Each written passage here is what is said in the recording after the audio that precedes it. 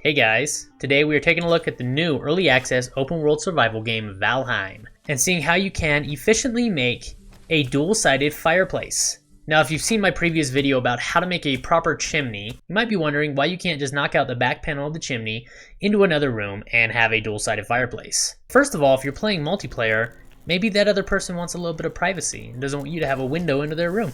And second, having two fireplaces allows you to cook more food at a time so you can load up on more healthy meals.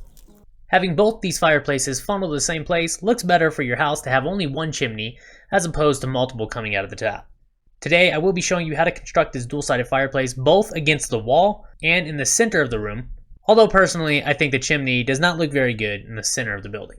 Now obviously, funneling the smoke from both these campfires into the same chimney was quite a bit harder than making the standard chimney. So this video might be quite a bit longer, going through the specific details of how to get this to work, so that there's no confusion on what you need to do to accomplish it. I also recommend, once you find out the exact spots for your campfires, to deconstruct them. If you leave them running, as you get to the top of the chimney during this construction, you may actually die from the smoke if your health is not at the right levels.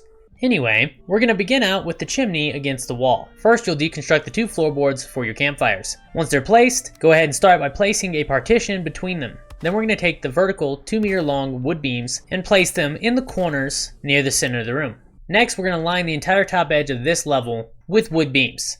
The two sides will be a 2-meter horizontal beam, and the front and the back will be 4 of the 1-meter horizontal beams each side, totaling up to 8 of the 1-meter wood beams.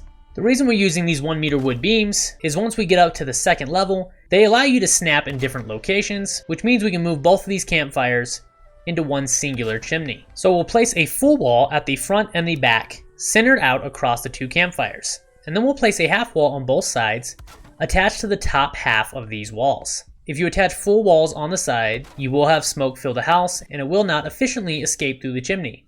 Once we have that section out of the way, we will finish the upper part of the chimney the same way we did in my how to make a proper chimney video. If you have not seen that video, I recommend watching it as it's only 3 minutes long, and in order to keep this video as short as possible, I am going to just be speeding through that process right here.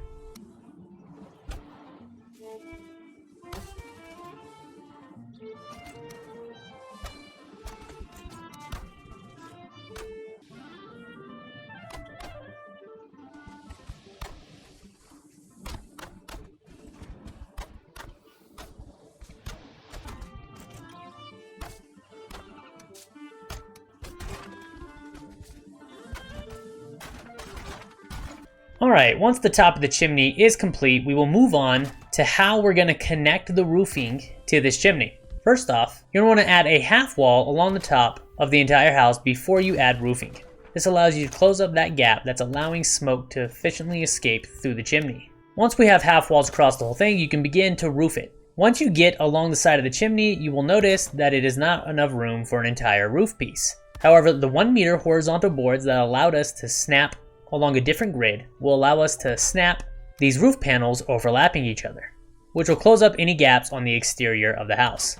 Then we are going to attach a half wall across the entire interior of the wood beams and finish it up with some angled pieces on top of those half walls. We'll attach the thatch roof corner at a 45-degree angle to those angled walls, and then you can start adding the interior partitions. As you can see from the outside of the house, there are no gaps for rain or weather to get in, and on the interior you have 2 functioning fireplaces that look pretty good.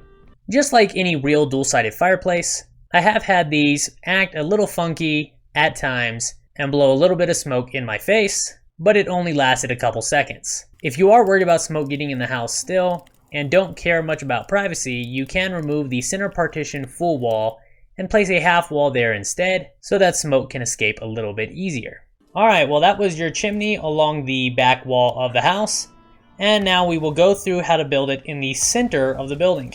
It's going to start the same way. Select the spot for both your campfires and add a partition down the middle. After that, we're going to add 4 of the 2-meter vertical wood beams, 2 for each campfire, the corners away from the partition. Once that's done, we are going to line it the exact same way with a 2-meter horizontal wood beam on each side and 4 of the 1-meter horizontal wood beams at the front and 4 of them at the back. These 1-meter horizontal wood beams will allow us to snap building pieces on a different grid and have the smoke from both campfires head to one chimney. Once we have our entire frame in place, we will add a full wall on the front and the back side centered over the campfires. And then we will add a half wall attached to the top half of that level, creating a gap on the bottom to generate more airflow. And just like before, we are going to finish the top half of the chimney, and this will be done the same way we did in my original video.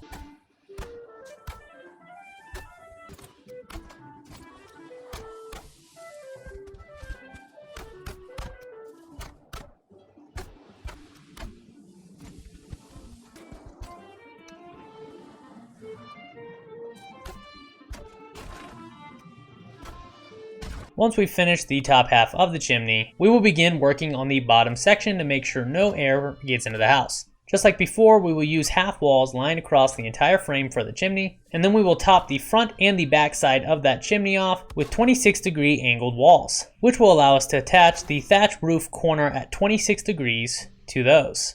And then depending on the shape of your house, you can start attaching 26-degree roof pieces throughout the building to close up the top. And the last thing you will have to do for this center chimney to eliminate weather from pouring down overhead along that small gap is to attach 2 1x1 wood floors to the wall of the chimney and close up that gap from the outside. And don't forget that you can spruce up the look of your chimney if you would like with some of the 26-degree cross wood beams on the front and the back of the peak to give it that Viking look. Alright guys, there you go. There is your guide on how to create a dual-sided fireplace in Valheim. This is useful to heat multiple rooms if you are playing with some friends, or if you're doing it in your personal home. It's nice to have some lighting in the living room without needing a second chimney. And don't forget that it allows you to cook a lot more food at a time so that you can stay well fed anytime you decide to go take on a troll. Thanks for watching. I will see you next time.